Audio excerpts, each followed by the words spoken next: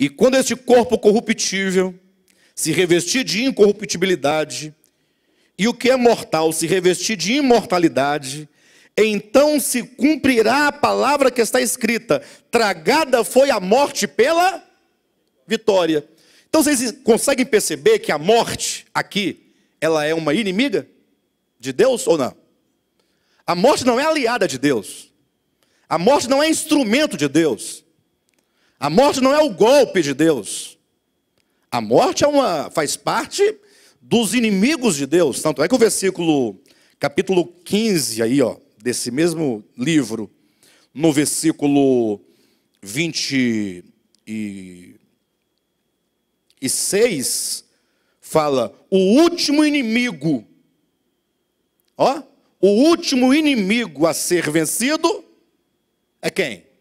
A morte. Então, falando sobre a ressurreição de Cristo, e Cristo em ressurreição, quando ele foi morto, então ele entrou na morte, ele foi tragado pela morte, só que quando ele sai em ressurreição, agora ele sai em vitória. Então diz: então se cumprirá a palavra que está escrita: tragada foi a morte pela vitória.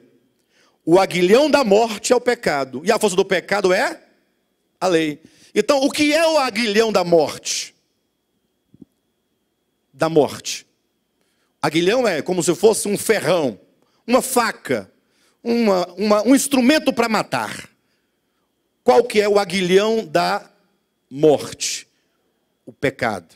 Portanto, por causa dos pecados dos homens, eles têm agora o salário do pecado. Não é o salário de Deus. Romanos 6, 23. Vamos atentar para o que estamos lendo. O salário do pecado é a morte. Mas e de Deus? O que dele provém?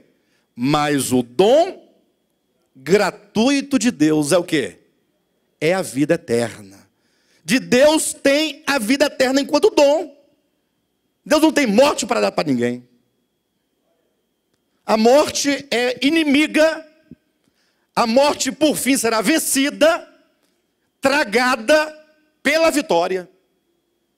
O que implica que Cristo, ele, na sua missão de se fazer homem, ele veio realizar, dentre tantas coisas que poderíamos citar, ele veio revelar o Pai, ele veio salvar o homem dos seus pecados, ele veio libertar o homem do pecado, ele veio vencer a morte enquanto inimiga do homem.